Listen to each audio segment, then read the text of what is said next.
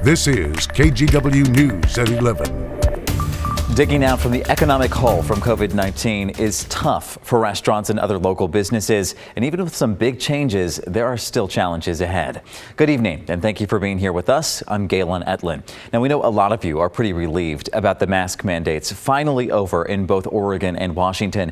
So now, instead of the state's control, businesses have the power. Our Catherine Cook shares what that will look like for many of us. It's a party. At Beach's restaurant in Vancouver, waiting for a table never felt this eventful.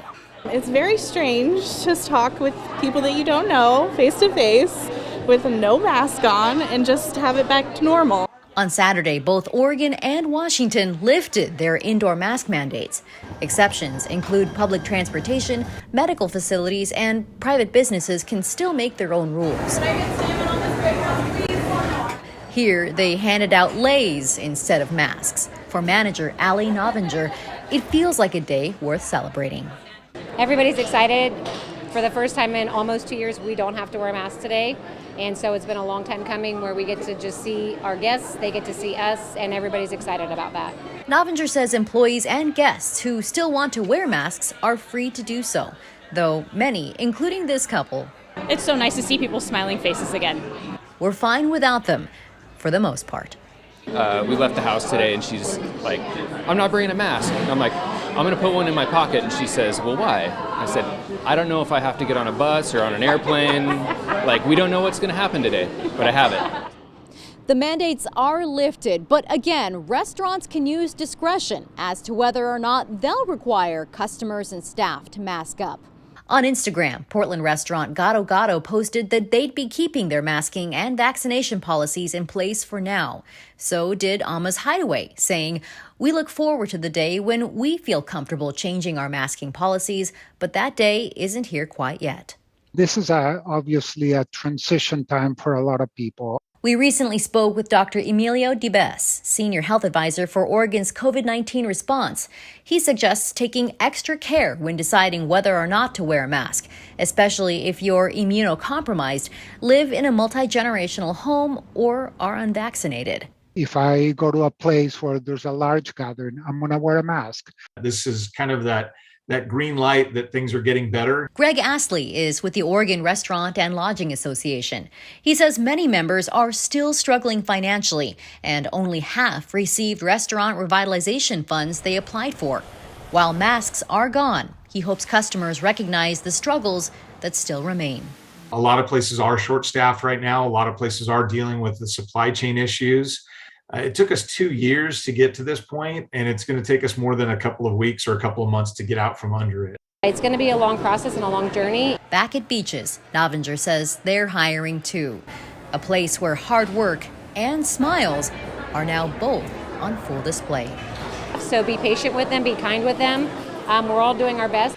In Vancouver, Catherine Cook, KGW News. Mask in the pocket might be good advice in the meantime. Well, gyms are another industry hit hard by the pandemic, and there is some hope, though, in Washington that lifting mask mandates will help them recover. According to the Global Health and Fitness Association, as of July last year, 22% of the 40,000 gyms and studios in the country permanently closed after 2019. Those closures meant a lot of lost jobs, too.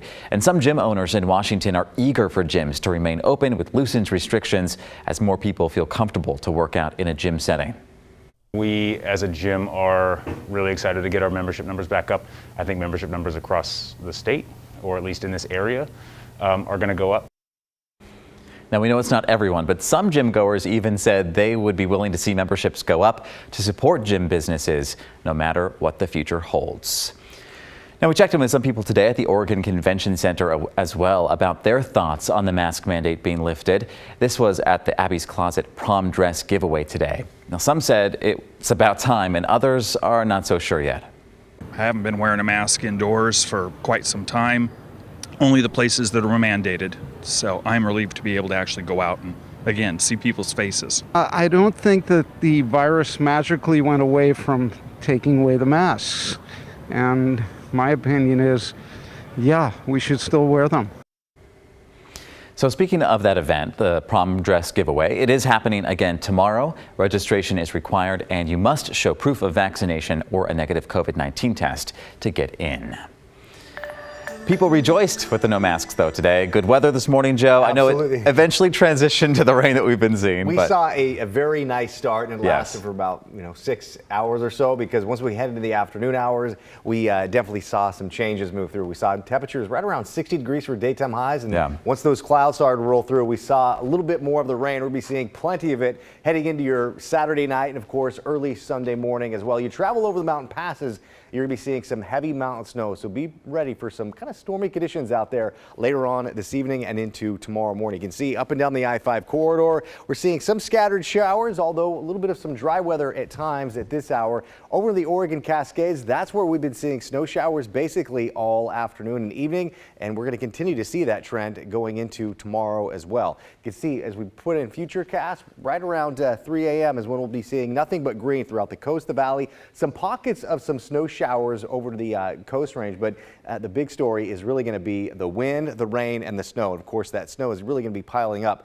throughout the Oregon Cascades over the next 24 to 48 hours. I'm forecasting close to a foot of snow by the end of tomorrow, and those showers will kind of start to see them taper off by late tomorrow afternoon in the evening hours, and then there'll be another round of showers for Monday, basically late Monday and into Tuesday as a weak atmospheric river moves onshore. Now, as we track the rain, we're also going to be seeing the wind, especially along the coast. Of course, there is that high wind warning in place now until early tomorrow morning. I'm expecting to see gusts right around 30, maybe 50 miles per hour. Some models were suggesting a little bit higher. Regardless, we are going to be seeing some very rainy and windy conditions. And don't forget, daylight saving time begins at officially 2 a.m. tomorrow morning. Tomorrow sunrise 7:26, and the sunset Galen is just a little after 7 o'clock, and the days are finally getting a little bit longer. I'll talk more about just how much rain is in the forecast coming up in your detailed forecast. And good, remember about that hour change. Thank you so much, Joe. Well, check out this picture sent from the Forest Grove Fire Twitter page. It said winds caused some limbs to fall and even knock down power lines. We could see more of this over the next couple of days, so it is a good reminder to never approach a downed line. The Portland Trailblazers are going through a rebuild this year, and it will have a new broadcaster as well. Bill Shonley is retiring after more than 50 years with the Blazers organization. He served as the play-by-play broadcaster and ambassador. The 92-year-old coined many popular catchphrases, plus the beloved Rip City. He has called more than 2,500 games, including the team's historic 1977 playoff run. And in 1999, Shonley was introduced into the Oregon Sports Hall of Fame for broadcasting. He will be honored at the last regular season home game on Sunday, April 10th. Congratulations to him.